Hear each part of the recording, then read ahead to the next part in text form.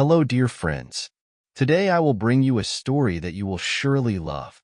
Prepare your seats, fasten your seatbelts, and let's explore the story together right now.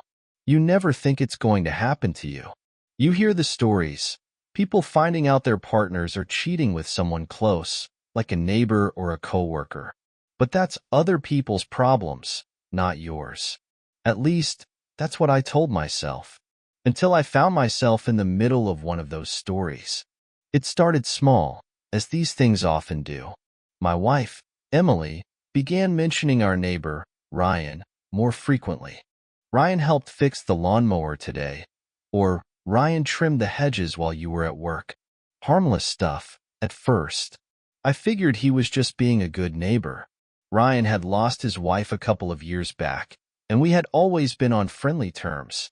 But over time, I started noticing a change in Emily's tone when she spoke about him. The way she said his name made something inside me tighten. At first, I brushed it off. I didn't want to jump to conclusions or come across as the overly suspicious husband. But things didn't stop there. One evening, we were having dinner with our 7-year-old son, Ethan. Emily was in the kitchen, humming as she cooked. Out of nowhere, Ethan said, "Uncle Ryan and Mom have fun when you're not home." It felt like someone had punched me in the stomach. I tried to stay calm for Ethan's sake, forcing a smile. "What kind of fun, buddy?" I asked casually, trying to keep my voice light. "Games and stuff," Ethan replied, stuffing spaghetti into his mouth. "They laugh a lot." It should have been innocent enough. Laughing isn't a crime, right? But the way Ethan said it, so casual and matter-of-fact, set my nerves on edge. Suddenly, everything felt different. Every small detail took on a new, darker meaning. I started noticing that Emily had been dressing differently. She used to save her best outfits for our date nights, but now she was wearing them on random weekday afternoons, even when she was just at home. Then there were Ryan's visits. They weren't just casual anymore. One Saturday, I decided to take the day off without telling Emily. When Ryan showed up, he looked startled, like he hadn't expected me to be there. "Didn't know you'd be home," he muttered, rubbing the back of his neck. "Yeah, I bet you didn't," I replied, watching him carefully. Emily quickly jumped in, laughing nervously. "Ryan was just helping me with the sink. It's been leaking again," she said, her smile too wide and voice too cheerful. I wanted to confront her then and there, to demand the truth. But I held back, convincing myself I was just overthinking. Deep down, though, I knew something wasn't right. Over the next few weeks, Emily became more guarded. She kept her phone close, always setting it face down when I was nearby. If I asked who she was texting, she'd snap, "No one you need to worry about." That wasn't like her. She'd never been so secretive before. At night, I'd lie awake beside her, staring at the ceiling, my mind racing with the worst-case scenarios. But every time I thought about confronting her, I hesitated. I wasn't ready to hear the truth. I still wanted to believe everything was fine, that Ryan was just a good neighbor, and Emily was just restless from being at home too much. One Friday afternoon, I left work early to surprise Emily. I thought maybe we could take Ethan out for dinner and do something to lighten the tension between us. As I pulled into the driveway, I saw Ryan's truck parked outside. That gave me pause. Sure, Ryan was often around, but something about it felt different this time. I walked to the front door, and that's when I saw it. Ryan stepping out of the house, his shirt half unbuttoned. He froze when he saw me, like a kid caught stealing. "Hey, Jack," he said awkwardly, "just helping Emily with some stuff." I stared at him, my face cold. "Yeah, I bet you were," I said flatly. Emily appeared behind him, laughing too hard at something, like she was trying to mask the tension. But her smile couldn't hide the truth any longer. Her cheeks were flushed, and she avoided meeting my eyes. "He was just fixing the sink," she said quickly, her voice overly bright. "Right?" I muttered, not even attempting to hide my skepticism. Ryan shuffled off toward his truck, his gaze fixed on the ground. He avoided looking at me as he climbed in and drove away. Emily stood frozen in the doorway, her arms crossed tightly over her chest, pretending like nothing had happened. That night, the tension between us was unbearable. Emily barely spoke during dinner, her attention glued to her phone as if whatever was on it mattered more than her family. Every time her screen lit up, she quickly turned it over, but not before I caught glimpses of a little smile playing on her lips. I told myself I wouldn't snoop. I wasn't that kind of guy, the kind who goes digging through his wife's phone. But the gnawing feeling in my chest wouldn't go away. Late that night, after Emily had fallen asleep on the couch with her phone still clutched in her hand, I couldn't take it anymore. Carefully, I slid the phone out of her grip. Her password hadn't changed. It was still Ethan's birthday. What I found made my blood run cold. Text from Ryan. Dozens of them. Flirty, intimate, explicit. There were even photos. It wasn't just in my head anymore. This was real. Emily wasn't just spending time with Ryan. She was cheating on me with him. I sat there, stunned, the weight of it crushing down on me. But I wasn't about to let this slide. If Emily thought she could betray me and get away with it, she was about to learn how wrong she was. Finding those messages didn't just hurt. It flipped a switch in me. At first, I felt numb. But that numbness quickly gave way to a cold, calculated anger. Not the kind that makes you shout or break things, but the kind that makes you strategize. I didn't wake Emily that night. What was the point? She'd deny it, make excuses, cry, or twist the narrative to make me feel guilty. No, I wasn't giving her that chance. I needed to think, to decide how I wanted to handle this. I went to bed, but I couldn't sleep. My mind replayed those texts, the photos, and every little moment I had ignored. Every sign I had dismissed as paranoia now glaring at me like a neon warning. By morning, I had made up my mind. I wasn't going to confront her, not yet. I wanted her to feel the betrayal and humiliation she had put me through. That day, I carried on as if nothing had changed. Emily acted normal, like she wasn't sneaking around behind my back. It was almost impressive how easily she lied to my face. At work, I started thinking about how I could turn the tables. That's when it hit me. Our neighbor, Sarah.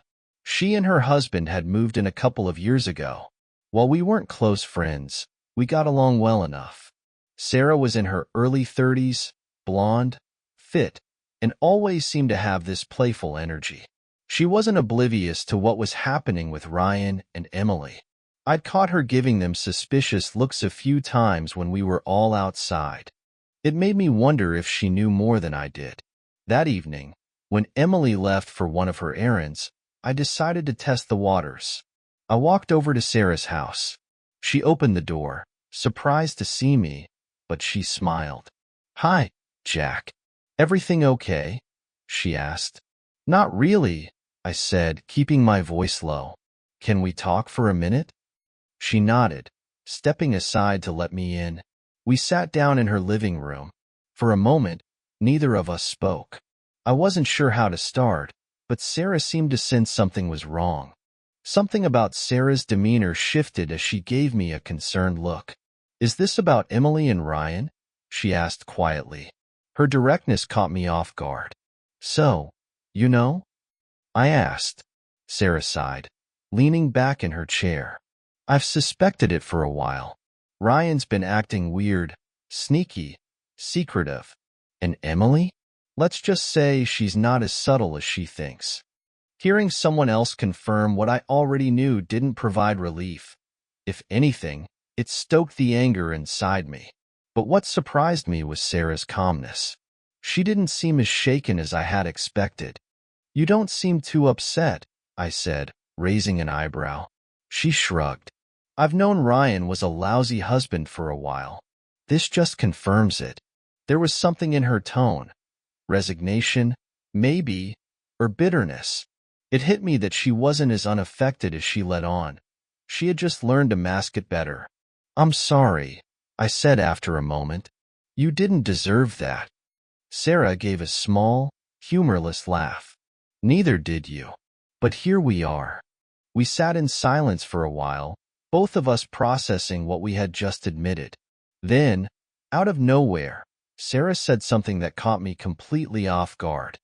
You know, she said, her voice low and deliberate, if they don't care about how we feel, why should we?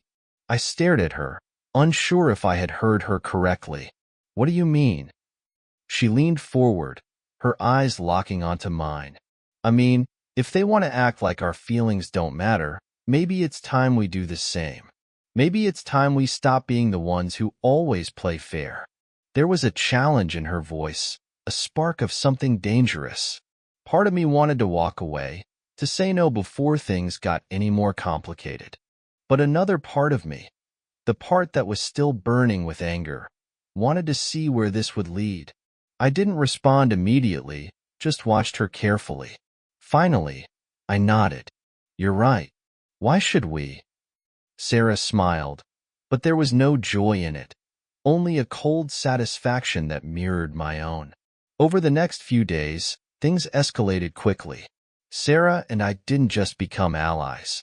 We became something more.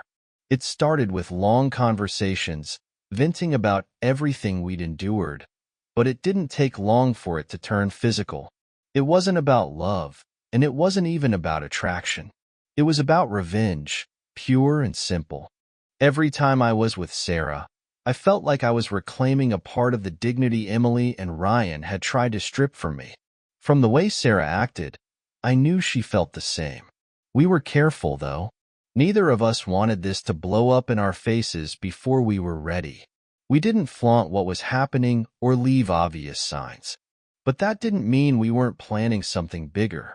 For me, this wasn't just about getting even. It was about making Emily understand what betrayal feels like. Sarah and I didn't rush into anything reckless. We both knew that if we wanted this to work, we had to be smart. This wasn't just about sneaking around behind our partners' backs. It was about timing, precision, and ensuring the impact would hit where it hurt the most. For the next few days, I kept playing the role of the clueless husband. Emily went about her usual routine, sneaking off to meet Ryan while pretending everything was fine. Each time she left the house, I fought the urge to confront her, to throw those texts and photos in her face. But I held back. I wanted her to be blindsided. Sarah and I continued to meet discreetly, mostly at her house, often late at night when we knew Ryan and Emily were otherwise occupied. What had started as a cold, calculated move for revenge slowly began to feel like something more. We weren't just using each other anymore. We were becoming a support system, two people trying to piece themselves back together after being shattered by the ones they trusted most. Dealing with the same kind of pain in the only way we knew how, Sarah and I found ourselves talking more openly about what was next. One night, as we lay on her couch after another late-night rendezvous, she turned to me with a serious expression. So, when are we going to drop the bomb on them? She asked. I stared at the ceiling, thinking. Soon, I replied. I want to make sure it hurts. She smirked.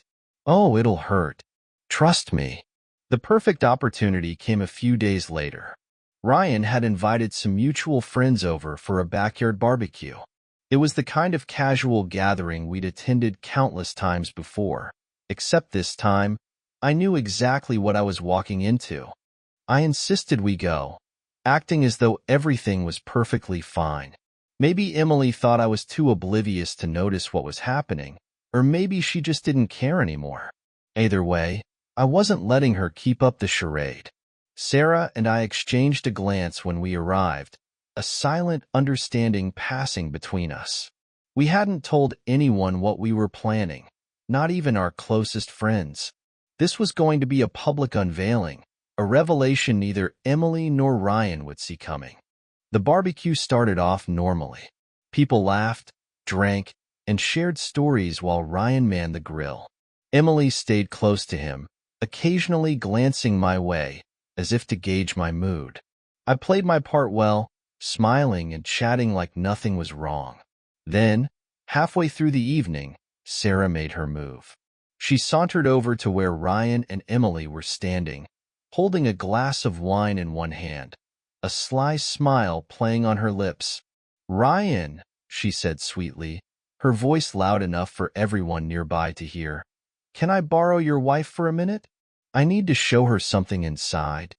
Ryan frowned, clearly confused. Before he could respond, Sarah turned to Emily. "Come on, Emily, it's important." Emily hesitated, glancing at Ryan as if seeking his approval. When he nodded, she reluctantly followed Sarah inside, looking slightly uneasy. I knew Sarah wasn't actually going to show her anything. It was just part of the setup. Meanwhile, I stayed outside, keeping an eye on Ryan. He looked relaxed, completely unaware of what was about to unfold. About 10 minutes later, Sarah reappeared, but Emily wasn't with her. Sarah walked straight over to me and whispered, "She knows something's up. She's going to confront Ryan soon." "Perfect," I replied. It didn't take long for things to spiral. A few minutes later, Emily stormed outside, her face flushed with anger. She marched straight up to Ryan, her voice loud enough to silence the entire party. "What the hell is going on?" she demanded, glaring at him. Ryan blinked, caught off guard.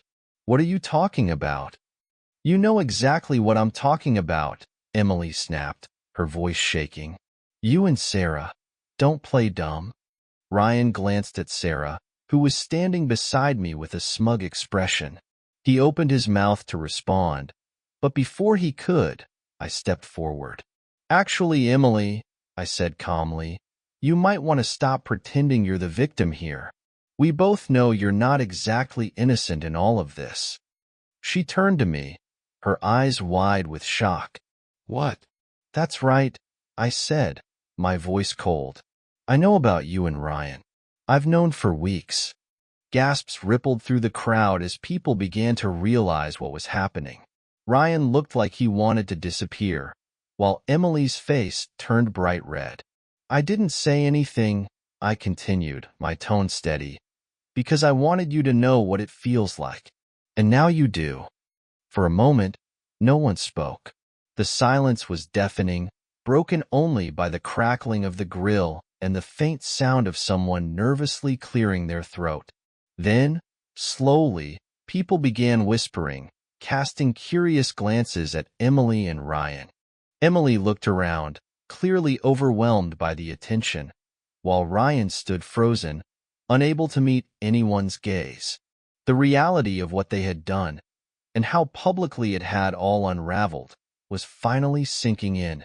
"You're lying," Emily said weakly, her voice trembling. "No, he's not," Sarah interjected, stepping forward with a firm tone. "I've known about you two for a while, and honestly, you deserve every bit of this." Ryan opened his mouth, but no words came out. He looked utterly defeated, like a man who had just realized he had lost everything. Emily turned to me, tears welling in her eyes. "Please, Jack, let's talk about this privately," she pleaded. I shook my head, my voice steady but cold. "There's nothing to talk about. You made your choices, Emily. Now you get to live with them." She didn't respond, just stood there, surrounded by the judgmental stares of friends and neighbors, trying to hold herself together. Ryan looked equally humiliated, his face pale as he avoided eye contact with anyone. Sarah and I stood off to the side, watching the chaos unfold with a strange sense of satisfaction. But satisfaction doesn't last long when reality sets in. By the time I got home that night, Emily had already packed a few things and left. She didn't say where she was going, and I didn't care enough to ask.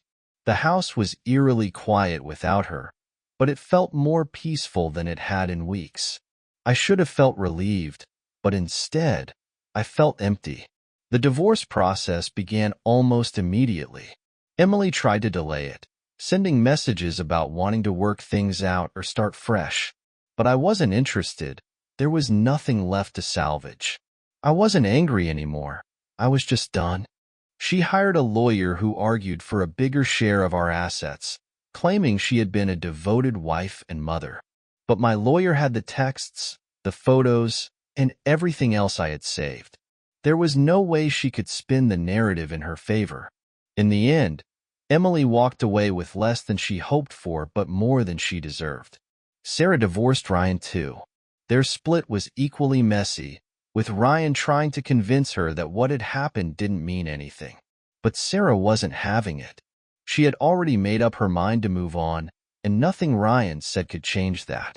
Sarah and I stayed in touch for a while, but as time passed, it became clear that what we had wasn't meant to last.